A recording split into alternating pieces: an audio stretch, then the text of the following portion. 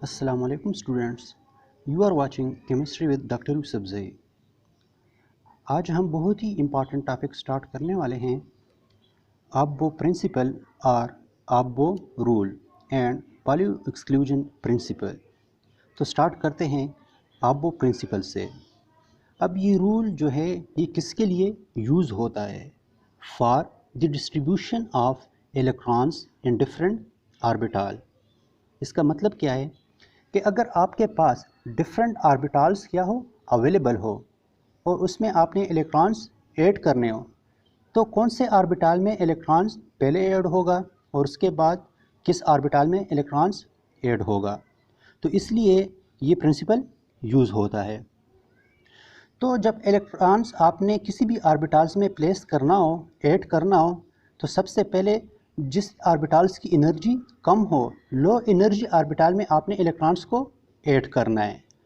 और ये जो प्रिंसिपल है इसके लिए एक डायग्राम फॉलो होता है जिसका नाम है आब्बो डायग्राम। इसके हवाले से हम पहले ऑलरेडी पढ़ चुके हैं, लेकिन थोड़ा सा ब्रीफ जो है ना मैं आप लोगों को बता देता हूँ कि आब्बो डायग्राम है क्या और किस तरह यूज़ होता है। यहाँ पे जो ये डायग्राम दिख रहा है ये है आब्बो डायग्राम। ये हम ऑलरेडी इलेक्ट्रॉनिक कन्फिगुरेशन में पढ़ चुके हैं। पहले आपने इस डायग्राम को ड्रा करना है। स्टार्ट में 1s से 7s तक इसको लिखना है, उसके बाद 2p से 7p तक लिखना है। लेकिन ये याद रखें कि जो 2p है इसको पैरेलल आपने लिखना है 2s के। फिर उसके बाद 3d से स्टार्ट करना है और 7d तक लेके आना है, और इसी तरह 3d को भी आपने 3p के पैरेलल लिखना है। फिर उसके बाद 4f से स्टार्ट करके 7f तक लेके आना है और 4f को आपने 4d के पैरेलल रखना है। तो इसके बाद ये एरोज इसके ऊपर ड्रा किए और इसके ऊपर जो ऑर्बिटल आ रहे हैं तो टेल से स्टार्ट लेके हेड की तरफ मूव करना है। तो इसके ऊपर जो भी ऑर्बिटल्स आएगा पहले आपने उसको फिलअप करना है। और ये किस तरह फिलअप होगा? From low energy to higher energy. मतलब कि 1s की एनर्जी कम है 2s से, और फिर 2s की एनर्जी कम है 2p से और 3s से, फिर इसी तरह इसकी एनर्जी कम है 3p और 4s से। तो ये क्या हो रहा है? From low energy towards higher energy orbitals move हो रहे हैं। और यहाँ पे मैंने यहाँ पे लिख भी लिया है कि 1s 2s 2p 3s 3p 4s and so on. तो आपने इसी तरह लिखना है। तो पहले आपने क्या करना है? डायग्राम को ड्रा करना है, आपको डायग्राम को ड्रा करना है, इसके ऊपर एरो को ड्रा करना है और उसी एरो को आपने फॉलो अप करना है। लेकिन आपके जहन में ये भी होना चाहिए कि इसमें कितने इलेक्ट्रॉन्स आते हैं, पी में कितने इलेक्ट्रॉन्स आते हैं, डी में कितने इलेक्ट्रॉन्स और एफ में कितने इलेक्ट्रॉन्स। तो यहाँ पे देख ले, एस में कितने इलेक्ट्रॉन्स आते हैं? Maximum 2 electrons. पी में कितने मैक्सिमम इलेक्ट्रॉन्स आ रहे हैं? 6 इलेक्ट्रॉन्स। डी में कितने मैक्सिमम इलेक्ट्रॉन्स आ रहे हैं? 10 इलेक्ट्रॉन्स। और एफ में 14 electrons. So according to Aufbau principle जितने भी आपके पास एटॉमिक ऑर्बिटल्स अवेलेबल है, तो स्टार्ट में आपने लोवेस्ट एनर्जी जो ऑर्बिटल्स है उसको फिलअप करना है। जब वो फिल हो जाए उसके बाद आपने नेक्स्ट ऑर्बिटल की तरफ मूव करना है जिससे उसकी एनर्जी थोड़ी सी ज़्यादा हो। जब वो फिलअप हो जाए तो फिर उसके बाद इसके जो नेक्स्ट हायर एनर्जी वाले ऑर्बिटल्स है उसको आपने फिलअप करना है। सही हो गया? तो इस प्रिंसिपल को क्या कहते हैं? आब्बो प्रिंसिपल। तो नेक्स्ट जो आपके पास प्रिंसिपल है वो कौन सा है? पॉलीज एक्सक्लूसिव प्रिंसिपल या पॉलीज एक्सक्लूजन प्रिंसिपल। तो अकॉर्डिंग टू दिस रूल या अकॉर्डिंग टू दिस प्रिंसिपल जो आपके पास ऑर्बिटल है, सेम ऑर्बिटल, फॉर एग्जांपल अगर यहाँ पे हम 1s को ले लें तो ये 1s आपके पास क्या है? ये आपके पास ऑर्बिटल। तो इस ऑर्बिटल में, सेम ऑर्बिटल में आपके पास क्या होगा? 2 इलेक्ट्रॉन्स। इसमें एक ऑर्बिटल में मैक्सिमम नंबर ऑफ कितने इलेक्ट्रॉन्स आ सकते हैं? 2 इलेक्ट्रॉन्स आ सकते हैं। तो इन दोनों इलेक्ट्रॉन्स की जो आपके पास 4 क्वांटम नंबर है, 4 क्वांटम नंबर्स है, वो कभी भी 4 के 4 आपके पास क्या होंगे? सेम नहीं होंगे इन दोनों इलेक्ट्रॉन्स के लिए। फॉर एग्जांपल यहाँ पे हम कंसिडर करते हैं s ऑर्बिटल्स को। इस ऑर्बिटल्स में जिस तरह मैंने पहले बताया कि मैक्सिमम नंबर ऑफ कितने इलेक्ट्रॉन्स आ सकते हैं, 2 इलेक्ट्रॉन्स। तो फर्स्ट इलेक्ट्रॉन के लिए हम 4 क्वांटम नंबर लिखेंगे और फिर सेकंड इलेक्ट्रॉन के लिए भी 4 क्वांटम नंबर लिखेंगे। फिर उन दोनों को हम क्या कर लेंगे, कंपेयर कर लेंगे और देखेंगे कि क्या वाकई ऐसा ही है कि चारों के चार जो क्वांटम नंबर है आपके पास, वो 2 इलेक्ट्रॉन्स जो सेम ऑर्बिटल में आप डाल रहे हो उसके लिए कभी भी सेम नहीं हो सकते। तो चलो देखते हैं पहले फर्स्ट इलेक्ट्रॉन के लिए। ऑर्बिटल कौन सा है, एस ऑर्बिटल। तो एस ऑर्बिटल के लिए जो आपके पास प्रिंसिपल क्वांटम नंबर है वो किसके इक्वल है, ये आपके पास क्या है, एन, जो हम ऑलरेडी पढ़ चुके हैं कि प्रिंसिपल क्वांटम नंबर हम किससे डिनोट करते हैं, स्मॉल एन से। तो इस ऑर्बिटल के लिए प्रिंसिपल क्वांटम नंबर किसके इक्वल होता है, 1 के। और ये आपके पास क्या है, small L, azimuthal quantum number. और एजीम्यूथल क्वांटम नंबर को हम भी पढ़ चुके हैं और हमने ये भी देखा था कि एजीम्यूथल क्वांटम नंबर को किस तरह निकालते हैं, कैसे फाइंड आउट करते हैं। तो ये आपके पास L is equal to n-1 होता है। तो इस केस में n किसके इक्वल है, 1 के इक्वल है।